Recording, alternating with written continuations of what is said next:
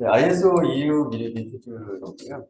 이건 지금 자동차 안전 관련된 국제 규격이에요. 그래서 이게 왜 생겼는지, 이게 전자제어 시스템 이슈라고 이제 부르죠. 또 점점 뭐 에이다스라고 해서 요즘 자율주행 자동차들 막 생기면서 자동차의 안전 문제가 심각해요. 사고가 나는 게 심각해졌다. 그래서 일반적인 IS 61550이라고 하는 시스템 안전에 관한 표준이 있어요. 근데 요거는 이제 전체에 대한 일반적인 내용이라 자동차에 특화된 거를 만들어야 되겠다라는 필요성. 이것 때문에 이제 1인1기 표준이 만들어졌다. 그래서 주요 자동차 제조업체에서 채택했다. 이런 거고요. 그래서 안에 이제 보면은 규격, 하드웨어 특징 설명 용어, 뭐 기능 안정 관리, 여기는 뭐 아까처럼 퀄리티 매니지먼트 했던 것처럼 여기도 기능 안정 관리 이렇게 나오죠. 컨셉 단계가 있고 제품 개발의 시스템 레벨, 제품 개발이 이것입니다. 시스템 레벨, 하드웨어 레벨, 소프트웨어 레벨 이렇게 이제 단수가 점점 소프트웨어 쪽으로 올라오죠. 그리고 이제 생산대 운영, 지동 프로세스, 그다음에 그거에 아실 중심 및 안전 같은 거 이렇게 이제 들어가 있어요. 결국에는 컨셉이라고 하는 부분은 이 아실에 관련된 부분의 컨셉이 이렇게 구비해 있는데요. 그래서 여기서 세이프티, 인테그리티 레벨 이걸 지금 안전 이제 이 기능 레벨이라고 하는 거예요. 근데 여기다가 A를 붙여가지고 오토모티브 해서 자동차라는 걸 앞에 붙여서 오토모티브 실 이렇게 되어 있는 거를 아실 이렇게 이제 부르는 거죠. 그래서 4단계 등급을 가지고 있다라는 거고요. A부터 D 단계까지. 근데 가장 엄격한 단계가 D 단계.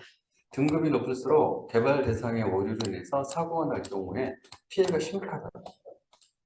그렇기 때문에 사고가 안 나도록 안전 요구 사항이 더욱 강력해진다 그러면. 그래서 이게 결정이 나야 이 뒷단을 개발할 때 이 안전 요구 사항을 반영을 할 거잖아요. 그렇겠죠? 그래서 이제 여기 보면은 FSR, Functional Safety Requirement 해서 안전에 대한 기능 요구 사항. 이 요구 사항이 있어야 뒷단으로 들어갈 수 있는 거죠, 항상. 개발이라고 하는 거는.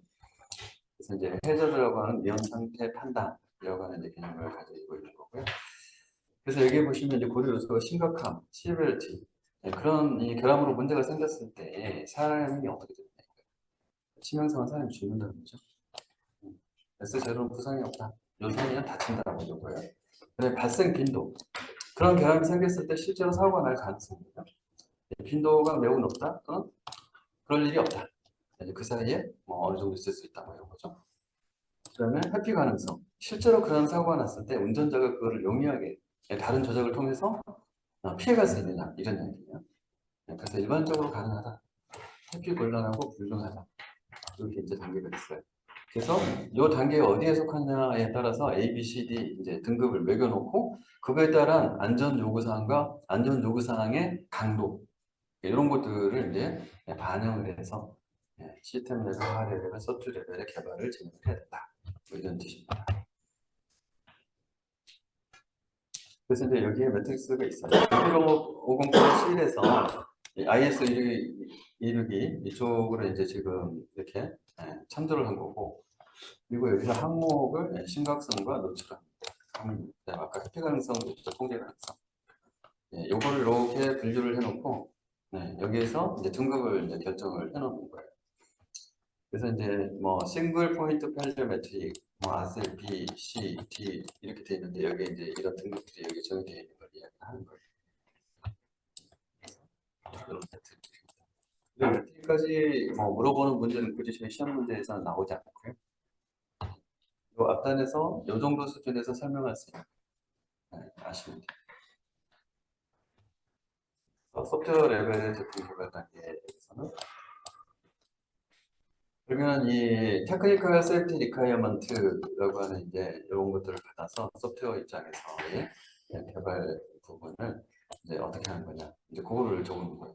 그래서 이원 분석 평가가 선언이 되고 나서 그리고 나서 우리가 알고 있는 일반적인 소프트웨어의 VMD가 연결되는 거예요.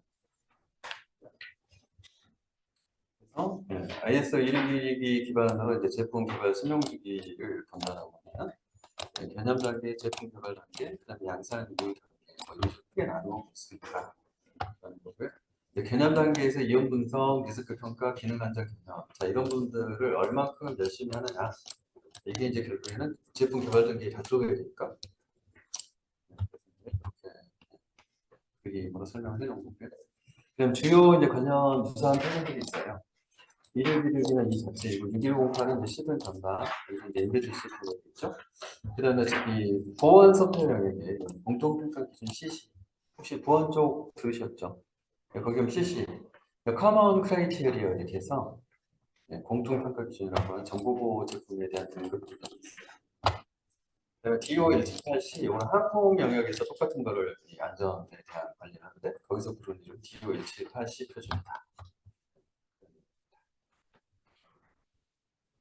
그래서 이제 디지털을 참고로 이제 한번 보시라라고 하면 차량 개발용 시스템 아키텍처, 오토사 이렇게 돼 있죠. 오토모티브 오픈 시스템 아키텍처 이렇게 돼 있고요. 네, 그래서 아키텍처에 대한 이제 공개 표준 제정. 그래서 아키텍처로 좀 더 들어간 거죠. 전기전자, 자동차의 전기전자. 기존에는 하드웨어하고 소프트웨어가 이런 식으로 되어 있었기 때문에 이 타겟 스페시픽하게 되어 있는 것 외에는 서로 호환성이 없다는 거예요. 근데 점점 이 자동차 자체는 조립 제품이잖아요. 그러면 조립 제품 되면은 이 어떤 자동차 회사에서 어떤 부품을 갖다 붙이든지 호환이 돼야 되고 그 호환 부분에서 결함이 없어야 안전에 대한 부분이 보장이 되는 거잖아요. 자, 그 부분을 해결하기 위해서는 결국에는 호환이 되도록 전부 아키텍처 표준을 만들자. 이게 이제 오토사 표준이에요. 그래서 오토모티브 오픈 시스템 아키텍처. 줄여서 오토사 이렇게 부르는 거예요. 네, 해서 이쪽으로 이제 옮겨갔다라고 하는 거고 결국에는 그러면 호환성은 어떻게 확보하는데요? 라고 하는 게 여러분들이 가장 생각하는 호환성을 확보하는 아키텍처의 가장 단순한 형태는 뭐예요? 단순한 형태. 레이어드 아키텍처.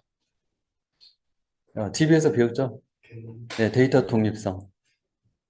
예, 그다음 데이터에 관련된 그 3단계 구조 데이터도 돼 있잖아요. 예, 그래서 어떻게 한다? 예, 제일 하위 단계를 건드려도 상위 단계가 변하지 않는다. 영향을 받지 않는다.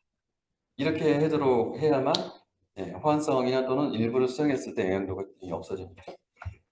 그래서 하드웨어 레벨, 오토사, DSW, 베이직 소프트웨어 레벨, 애플리케이션 소프트웨어 레벨 이렇게 레이어를 하는 거예요. 그래서 하드웨어 스페시픽 인터페이스, 스탠다이즈드 인터페이스 이 둘 사이에 스탠다이드한 인터페이스를 제공해 주는 형태로 아키텍처를 정의를 하게 되면 보통은 하드웨어 오토사 BSW 위에 차량용 인포머틱스라고 하는 거 들어보셨나요? 인포머틱스 그게 뭐예요? 차량 안에 엔터테인먼트를 위한 모든 전자기기 이런 컴포넌트예요. 그래서 여러분 차량 안이 가득 다 전자 소프트 기기죠. 그런 것들을 전체적으로 우리가 인포테인먼트라고 하거든요. 그런 것들은 전부 다 애플리케이션 소프트웨어예요.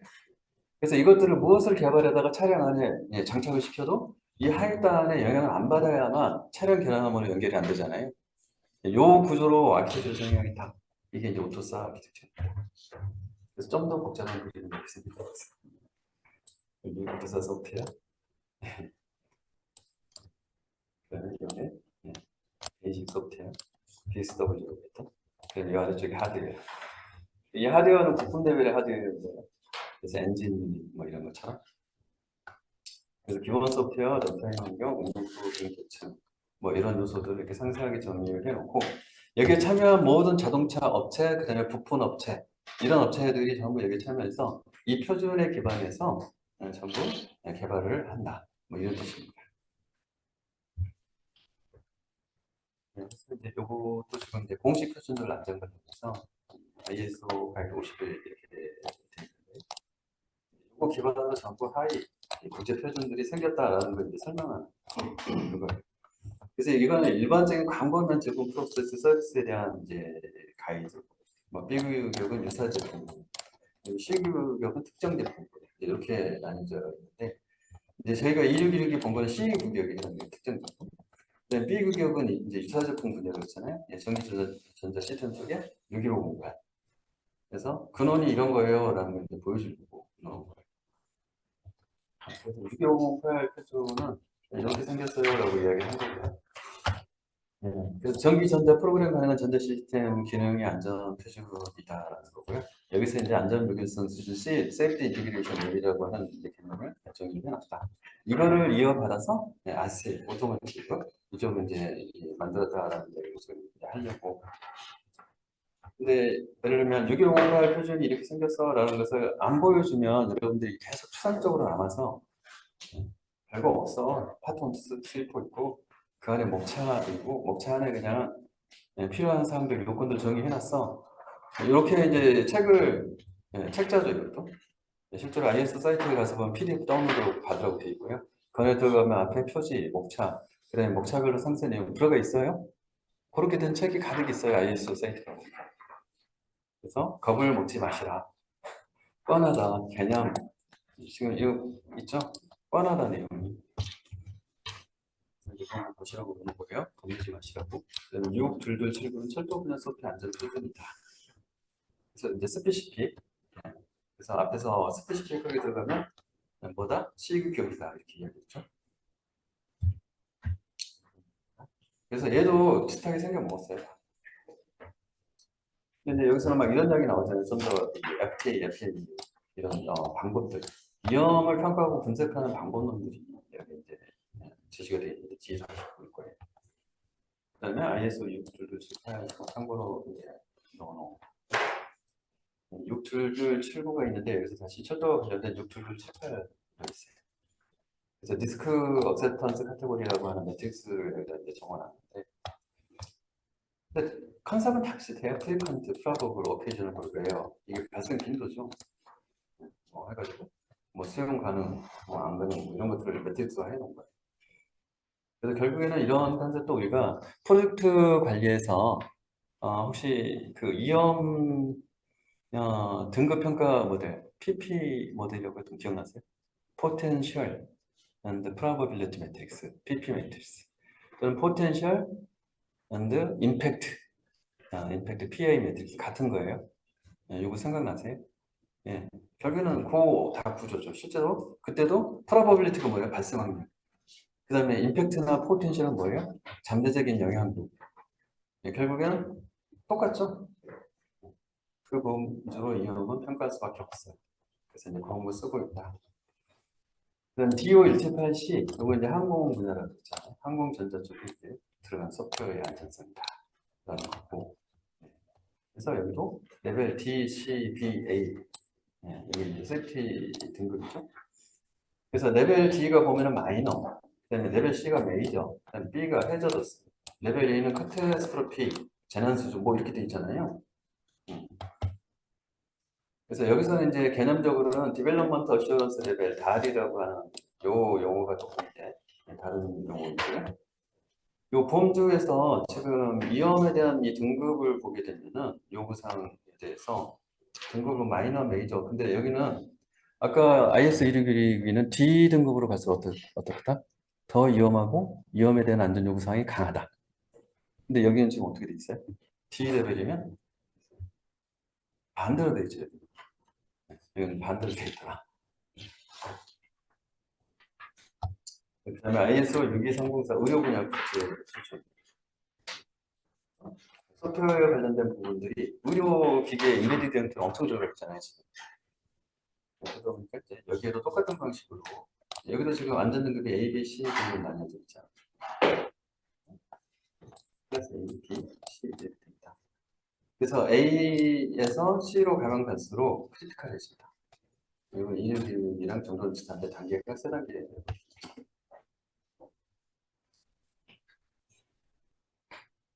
그래서 61508, 2616이 그다음에 뭐 이런 것들 또는 CC 뭐 이런 것들은 기존에 다 시험지에 나왔던 것들이에요.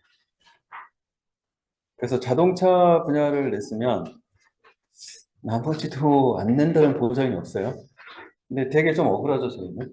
그죠? 일반적인 것만 알면 되지. 자동차 분야로 들어가서 시험 문제를 내. 그럼 자동차 분야에 대해 종사하지 않았어.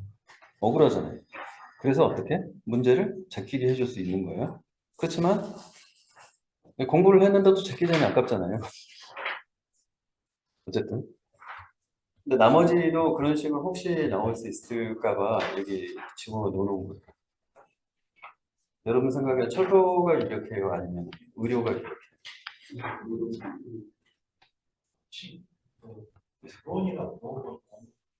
음, 그거는 잘 모르겠어요. 예, 그것도 있는 걸로 알고 있어요.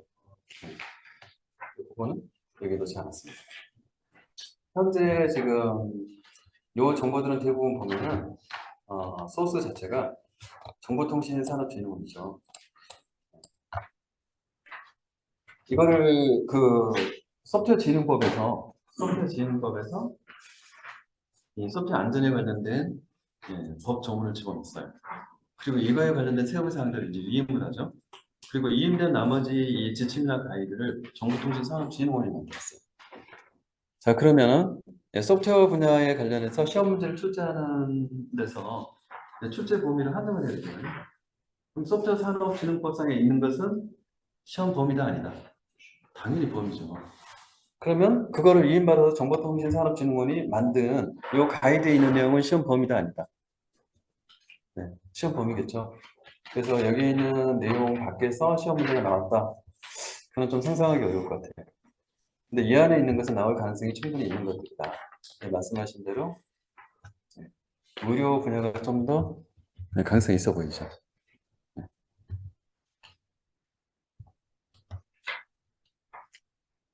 네, 로직은 다 비슷한데 순환 용어나 등급 단계가 틀릴 뿐이죠. 그리고 좀 더 의료 분야스럽게 용어를 좀 바꿔서 표현하면 돼요. 예를 들면 의료 분야에서 ECU라는 표현을 안 쓸 거잖아요. 그런 이 표현들에 대해서 조금 더 신경을 쓰면 된다.